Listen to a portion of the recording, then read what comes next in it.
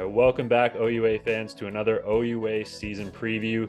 Joining me today is Coach JP Circelli from the University of Windsor Lancers football program. Coach, thank you so much for joining and thanks for the time today. I'll really appreciate you having me on here and really looking forward to the start of this season. And speaking of start of the season, camp's underway. How are things going with the program so far?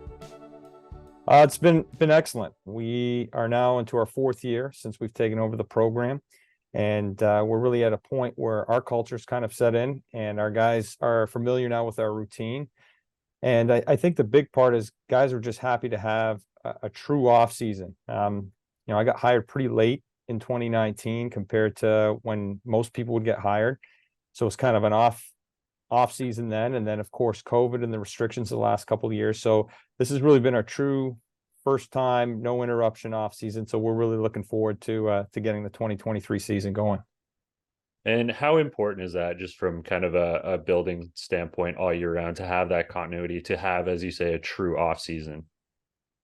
It's a huge part of the success that a team's able to have, because when you get things going, maybe in January, once the next semester starts, you're going to be putting a lot of time in the weight room. And when that's interrupted and you have starts and stops and you're trying to get outside winter workouts going, it's really difficult. And then you're behind in what your yearly plan or cycle is.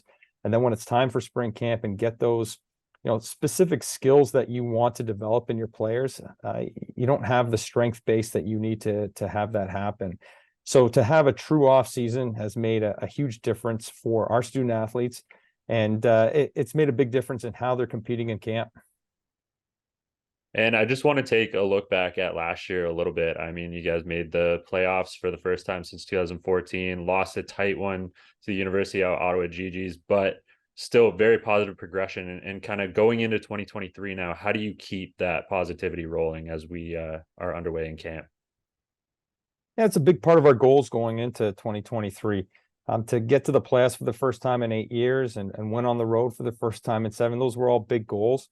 And, we relish the fact that we were able to do that, but that's 2022. There's a different standard now going forward. The playoff is what is expected, and we hope we're able to make a much deeper run than just getting to the first round.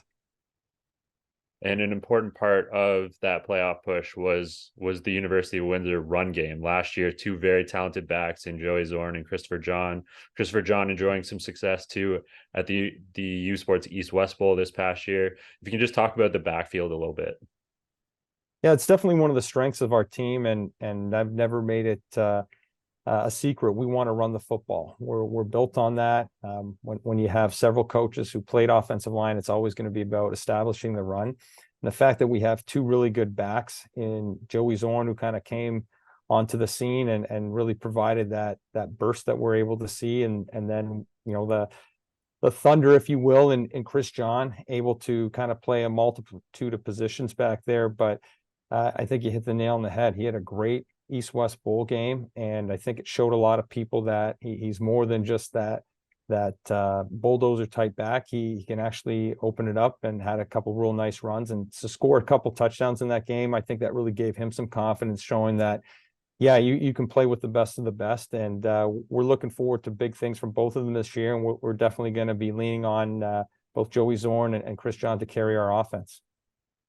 And just staying on the East-West experience a little bit, I know I mentioned Chris John there, but you did have two other players go to the East-West Bowl as well. Just from a team perspective, what does that experience do for those players in terms of their leadership, in terms of what they can bring back now to the 2023 camp? I think probably one of the biggest things is confidence. So not only are these players bring back confidence, but the other student athletes look around and say, okay, I'm lifting with George Una, and I'm lifting with Jackson Morgan, and I'm training with these guys. I'm not that far off, or I can see myself doing that in the next year. And now what you see is almost these goals that can be realized, and it's a contagious enthusiasm where now everyone says, okay, I saw this guy do it, or this is my teammate, or I'm training with them. There's no reason why I can't take that next step next year or in 2 years. So I think the biggest thing, it breeds confidence throughout your program. And that really sets up the development going forward for our student athletes. And I mean, internal competition is always a good thing, but being able to see that and see the progression and the competitiveness in your players, just talk about what it's been like at camp this year in terms of the competitive nature. Yeah, I think anytime you take over a program and maybe you're not as successful as you'd like to be, or you're near the bottom of the standings, it's hard to always produce that competitiveness. Once you start kind of climbing up and getting some success, and obviously having a close game with a top team in Ottawa a year ago, that's made a lot of guys hungry. And we see that external or that internal competition. I think one of the biggest spots is probably with special teams. So now you have players who know that, hey, I may not be an established starter, but if I want to make that 50-man or 55-man dress roster, I need to do more than just what my base position is. And the competition for special teams has been incredible this year compared to years past. And maybe some guys who thought, hey, I'm just a receiver, or I'm just going to be playing corner here, have really stepped up. And everyone's becoming very close with our special teams coordinator. That's amazing. And I want to talk about the defensive side of the ball a little bit here too, because your defense last year was able to get after it. It was full of playmakers. You know, I believe you led the country in fumbles recovered, and you were up there with defensive interceptions as well. Just talk about the Windsor defense a little bit and what they're going to bring this season. Well, it all starts with our coordinator, Pat Donovan. The fact that he had an illustrious career in his own right brings instant credibility. So this will be Pat's third year with us, and a lot of the players that we had starting or playing significant time in 2021 are now entering the third and fourth year, and that's been key development for them, because they now have experience where sometimes you don't get that, and you might be starting for your first time, getting playing experience in your third or fourth year. So that's going to make a big difference for us. I think a lot of it starts again with the trenches. Our defensive front is probably the strength of our defense. We've got a lot of solid players that maybe don't always get recognized in all-star voting. The one that did, Mufta Jelly, he's back and he's going to his third year. He really anchors that defensive line. But we've got some really good defensive ends in Kalade Amusin and Demir Tagani, who in their own right have had great seasons. And, when we move back to linebackers, probably the name that we're going to hear a lot of is Devin Varasek. He was among some of the top players in tackles and playing only 4 games a year ago. So we expect big things from him. And I think the secondary is very much improved, especially having Brett McDougall be our first draft pick since we've taken over at Windsor.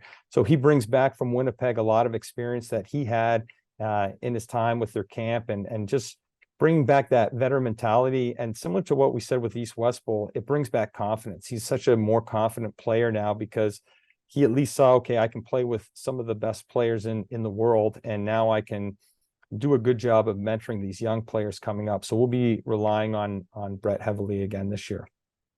Absolutely. Absolutely. And I mean, to stay on your defense here a little bit, how important is that to have kind of those third year, fourth year guys taking those leadership roles and being able to pass that on to, some of the first and second year guys that are coming through now? Because as we know, kind of the evil in disguise of university football is you don't get to keep these guys forever, right? Yeah, I think when you look at some of the top programs and the teams that have been at the top for a number of years now, they've really established the fact that there's a changing of the guard, and there is going to be, I don't want to say rite of passage, but guys come in and they have to earn their stripes. And by the time you get to your third and fourth year, you're now seen as the man, as the player to get it done. And now you have an expectation that you have to pass the torch on to the next generation. And when you look at the top teams that are at the top of the standings year after year, they do a great job of creating that, whether it's through their culture, whether it's through the player development. But now you have young kids coming in that maybe don't have the same expectations that they might have in a team that's struggling, because they got to play right away. So they have more time to kind of develop and refine some of those key skills that maybe they're not always given that opportunity to when they have to step into the limelight. And when you have these veteran players that can kind of bring them along and show them the ropes, it makes all the difference in the world, because again, talk about it before, let's say it again, it's about confidence. These young student athletes have to have confidence, and it's difficult when you first come into the league if you don't have that experience, because you are going to make mistakes. You are going to get beat at times. if there's someone ahead of you that can say, hey, I went through the same struggles, this is what helped me. I think that makes all the difference in the world. And that's why those top programs continue to be, number 1, 2 in the standings year after year. And looking forward to the start of the season a little bit. You open it up week 1 against the McMaster Marauders. I know it's tough. We're in camp right now. You don't want to look too far ahead, but what's the mentality getting prepared and going into that week 1 game? Well, I think it's really the tone setter. I mean, everyone wants to win their first game. And when I look at this McMaster team, I think a lot of people probably overlooked them from a year ago. I mean, they had to forfeit a game, and if not, they're probably a pretty dangerous playoff team. We know that they're going to always have an explosive offense, especially a pass game with Coach Potasic and what he's able to do. And then looking at the defensive side, I thought for the last number of years, they've had a very stout defense. They have a veteran group back there, and it's going to be very difficult to go into Hamilton and have success. So our guys have to be, in the right mindset and know that nothing's going to be given to them, because McMaster is a good football program and a very strong football team. Well, awesome. I think that's all the questions that I have for today. I don't want to take up too much of your time. I know it's a busy time of year, but I do really appreciate you joining me this afternoon to talk a little bit about the upcoming Windsor Lancers season and the upcoming OUA season as a whole. So thank you so much for taking the time. No, it's my pleasure. Thank you for having me, Connor.